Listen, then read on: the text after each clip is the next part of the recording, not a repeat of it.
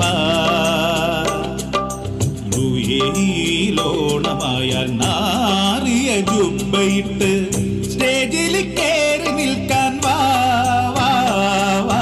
പത്രാസുകാരനെ നീ വാ. മറ്റുള്ള ഷോയിലൊക്കെ കോട്ടിട്ട് മുന്നിലെത്തി കുറ്റം പറഞ്ഞവനെ വാ വാ വാ. പത്രാസുകാരനെ നീ വാ. ഹലോ, ആ കേക്കാം. ഷോ തുടങ്ങി. ഒരു കുഴപ്പവുമില്ല, നല്ല ലാഭമാ. ആർട്ടിസ്റ്റുകളെല്ലാവരും ദീർഘത്തിന്റെ കണക്കിനാ പൈസ പറഞ്ഞത്.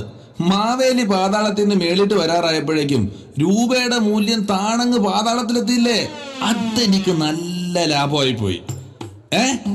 നിങ്ങൾ ഷോയ്ക്ക് വരുന്നില്ലേ? എന്തോ കളിമണ്ണ് കാണാൻ പോവാന്നോ? എന്നാ ചെല്ല്. മലയാളിയുടെ ഓരോ സ്വഭാവങ്ങളെ. ബ്ലസി സാറ് മോഹൻലാലിനെ വെച്ച് പ്രണയം ഷൂട്ട് ചെയ്തപ്പം ആർക്കും വേണ്ട. ശ്വേതാമേനോനെ വെച്ച് പ്രസവം ഷൂട്ട് ചെയ്തപ്പം കാണാൻ ആൾക്കാർ റെഡിയാ. ഷോ തുടങ്ങി ഇത്രയും നേരമായിട്ടും അവളിങ് എത്തിയില്ലല്ലോ.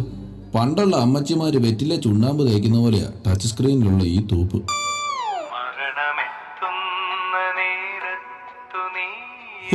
ഭാര്യയ്ക്ക് പറ്റിയ ഡയലർ ടോൺ.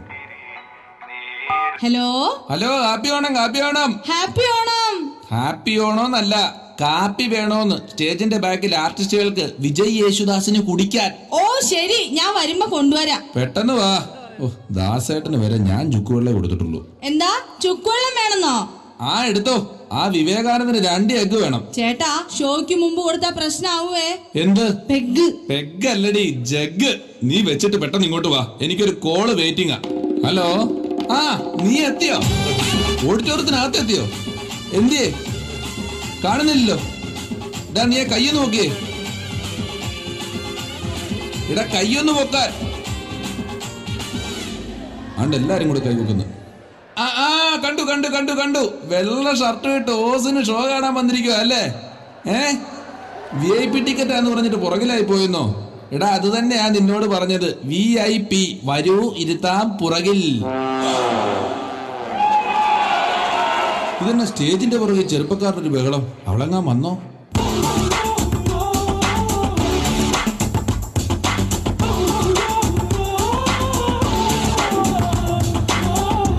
ഇതാണോ അഞ്ജന? നിന്നോട് നേരത്തെ വരണോന്ന് ഞാൻ പറഞ്ഞതല്ലേ? റെഡി ആവണ്ടേ? ഒരു കാപ്പി റെഡിയാവാനാണോ ഇത്രയും നേരം? കാപ്പി അല്ല, ഞാൻ റെഡി ആവണ്ടേ. ഹെയർ സ്ട്രൈറ്റ് ചെയ്യുന്ന അയൺ കണ്ടില്ല. മിണ്ടല്ലേ. നീ മുടി ചൂടാക്കുന്ന സാധനം വെച്ചാ സ്റ്റേജിന്റെ ബാക്കിൽ സിനിമാറ്റിക് ഡാൻസുകാർക്ക് ബ്രെഡ് ചൂടാക്കി കൊടുത്തോണ്ടിരിക്കുന്നത്. അയ്യേ, ഞാനത് ക്ലീൻ ചെയ്തിട്ട് പോലും ഇല്ല. പിന്നെ പൂപ്പല് പിടിച്ച ബ്രെഡിനല്ലേ ക്ലീൻ ചെയ്ത അയൺ. നിങ്ങൾ സ്പോൺസർ ആന്ന് പറഞ്ഞിട്ട് എന്താ കാര്യം? പുറത്തെന്റെ ഹ്യൂമർ പാർക്ക് ചെയ്യാൻ സ്ഥലം പോലും കിട്ടിയില്ല. എന്ത്?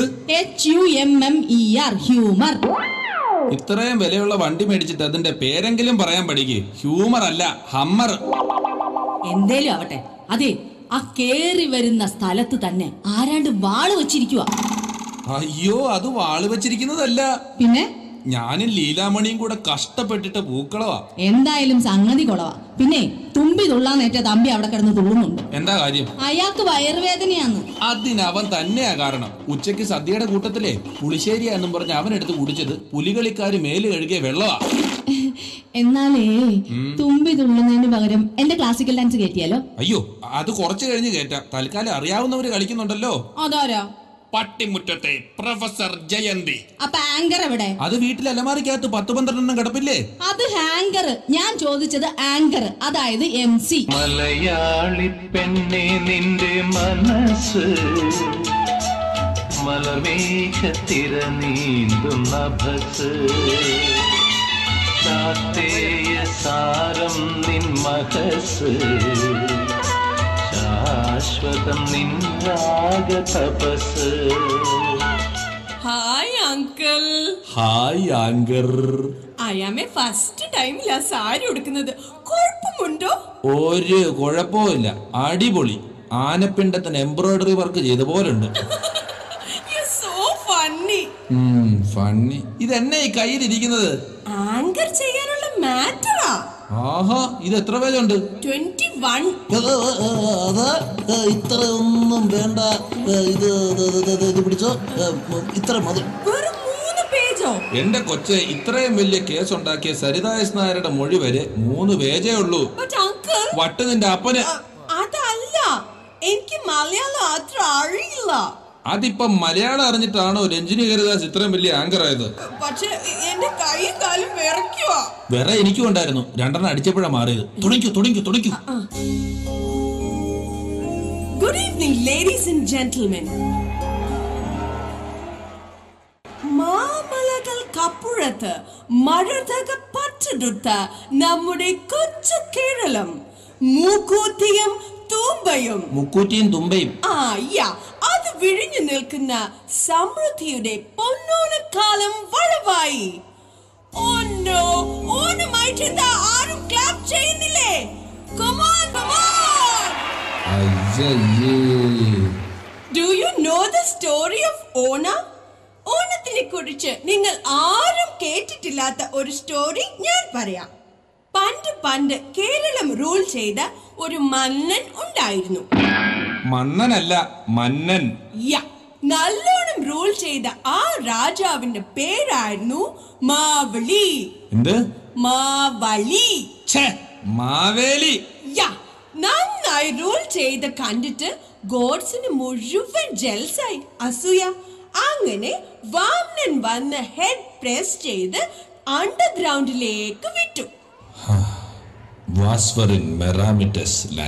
എന്നുവെച്ചാ എന്തോണാത്തിലെ സ്റ്റോറി ആടി ഇത്. ബട്ട് ഇന്നത്തെ കേരളമോ? ഇവിടെ 11 രോമമുണ്ട്. 11 രോമോ? നോക്കട്ടെ. പകരുന്ന രോഗങ്ങളുണ്ട്. സ്ത്രീകൾ അവരുടെ പാതിവൃത്യം. ഇത് പറയാൻ ഇത്രയും പാടാണെങ്കിൽ കാത്തു സൂക്ഷിക്കാൻ എന്ത് പാടായിരിക്കും അങ്കിൾ. കൊച്ച പേപ്പർ ഇങ്ങോട്ട് തന്നെ. നോക്കട്ടെ.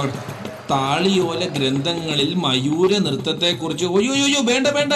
ഇതൊന്നും കൊച്ചു പറയേണ്ട യാതൊരു കാര്യമില്ല.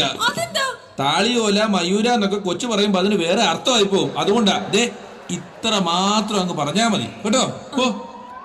എന്താ എല്ലാരും ഉറങ്ങിയോ?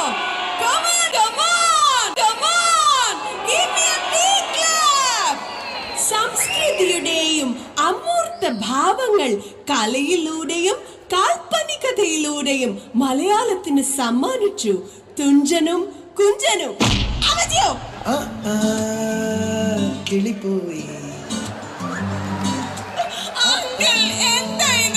ഇതെന്താന്നോ? ഇതാണ് ക്ഷമയുടെ നെല്ലിപ്പലക. ആരായി തുഞ്ചനും കുഞ്ചനും?